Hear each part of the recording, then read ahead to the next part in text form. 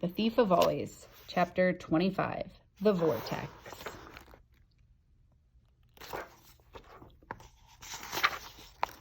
His eyes were made of broken mirrors, and his face of gouged stone. He had a mane of splinters and limbs of timber. He had shattered slates for teeth and rusty screws for fingernails, and a cloak of rotted drapes that scarcely hid the darkness of his heart from sight. "So, thief," he said, ignoring Rictus's pitiful struggles, "you see me as the man I was, or rather, as a copy of that man. Is it what you expected?" "Yes," Harvey said. "It's exactly what I expected." "Oh?" "You're dirt and muck and bits and pieces," Harvey said. "You're nothing." "Nothing, am I?" said Hood. "Nothing? Ha! I'll show you, thief. I'll show you what I am."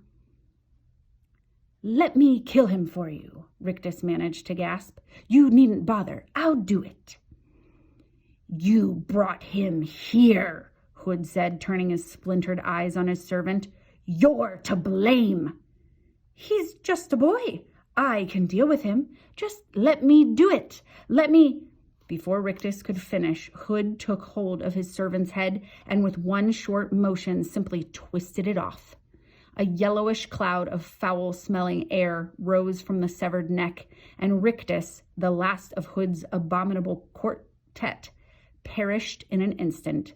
Hood let the head go from his hand. It flew up into the air like an unknotted balloon, giving off a farting sputter as it looped the loop, and finally fell, emptied to the ground. Hood casually dropped the body, which had summarily shrunk to nothing, and turned his mirrored gaze back upon Harvey. "Now, thief," he said, "you will see power." His mane of splinters stood on end, as though every one of them was ready to pierce Harvey's heart. His mouth grew wide as a tunnel, and a blast of sour, icy air rose from his belly. "Come closer," he roared, opening his arms. The rags that clung there billowed and spread like the wings of some ancient vampire, a vampire that had dined on the blood of pterodactyl and tyrannosaur. "Come," he said again, "or must I come for you?" Harvey didn't waste his breath with a reply. He'd need every gasp he had if he was to outpace this horror. Not even certain what direction he was taking, he turned on his heels and ran. As another blast of soul-freezing air struck him, the ground was treacherous, slippery and strewn with rubble. He fell within 6 strides and glanced back to see Hood descending upon him with a vengeful shriek. He hauled himself to his feet, Hood's rusted nails missing him by a whistling inch, and had taken 3 stumbling strides from Hood's shadow when he heard Lulu calling his name. He veered in the direction of her voice, but Hood caught the collar of his jacket. "Got you, little thief," he roared, dragging Harvey back into his splintery embrace. Before Hood could catch better hold, however, Harvey threw back his arms and pitched himself forward. Off came the jacket, and he made a third dash for freedom, his eyes fixed on Lulu, who was beckoning him toward her. She was standing on the edge of the lake, he realized, perched inches from the spinning waters. Surely she didn't imagine they could escape into the lake. The vortex would tear them limb from limb. "We can't," he yelled to Lulu. "We must," she called back. "It's the only way." He was within 3 strides of her now. He could see her bare feet slithering and sliding on the slimy rock as she fought to keep her balance. He reached out for her, determined to snatch her from her perch before she fell, but her eyes weren't on him. They were on the monster at his back. "Lulu!" he yelled at her. "Don't look!" But her gaze was fixed upon Hood, her mouth agape, and Harvey couldn't help but glance back to see what fascinated her so.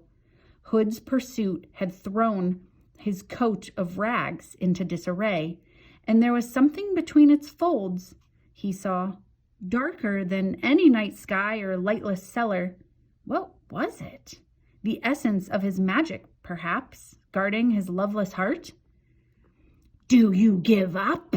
Hood said, driving Harvey back onto the rocks beside Lulu. Surely you would not choose the vortex over me. Go, Harvey murmured to Lulu, his gaze still fixed on the mystery beneath Hood's coat. He felt her hand grasp his for a moment.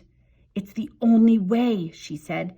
Then her fingers were gone, and he was standing on the rocks alone. If you choose the flood, you will die horribly, Hood was saying.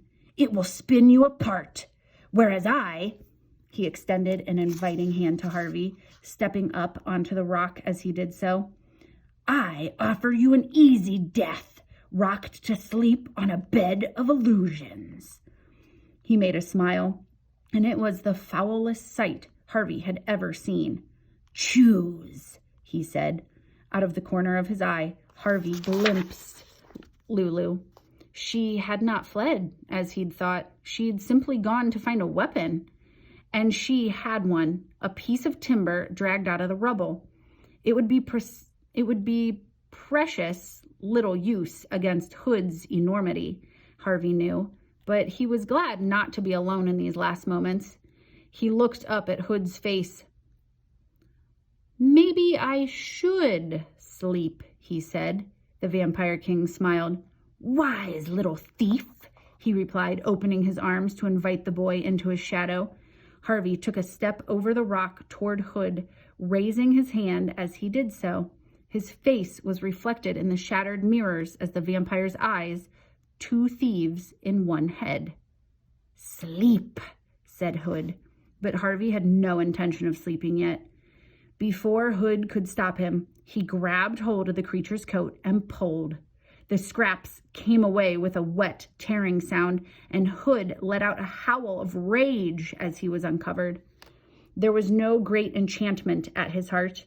In fact, there was no heart at all. There was only a void, neither cold nor hot, living nor dead, made not of mystery but of nothingness. The illusionist's illusion. Furious at this revelation, Hood let out another roar of rage and reached down to reclaim the rags of his coat from the thief's hands. Harvey took a quick step backward, however, avoiding the fingers by a whisker. Hood came raging after him, his soles squealing on the rock, leaving Harvey with no choice but to retreat another step, until he had nowhere to go but the flood. Again, Hood snatched at the filched rags and would have had both coat and thief in one fatal grasp had Lulu not run at him from behind, swinging the timber like a baseball bat. She struck the back of Hood's knee so hard her weapon shattered, the impact pitching her to the ground. The blow was not without effect, however. It threw Hood off balance, and he flailed wildly, the thunder of the vortex shaking the rock on which he and Harvey perched and threatened to toss them both into the maelstrom. Even now, Hood was determined to claim his rags back from Harvey and conceal the void in him. Give me my coat, thief, he yelled. It's all yours, Harvey yelled and tossed the stolen rags toward the waters. Hood lunged after them, and as he did so, Harvey flung himself back toward solid ground. He heard Hood shriek behind him and turned to see the Vampire King, the rags in his fist, pitch head first into the frenzied waters. The maned head surfaced a moment later, and Hood struck out for the bank, but strong as he was, the vortex was stronger. It swept him away from the rocks, drawing him toward its center, where the waters were spiraling down into the earth. In terror, he started to plead for assistance, his pitiful bargains only audible when the whirlpool carried him to the bank where Harvey and Lulu now stood. Thief, he yelled, help me, and I'll give you the world forever and ever.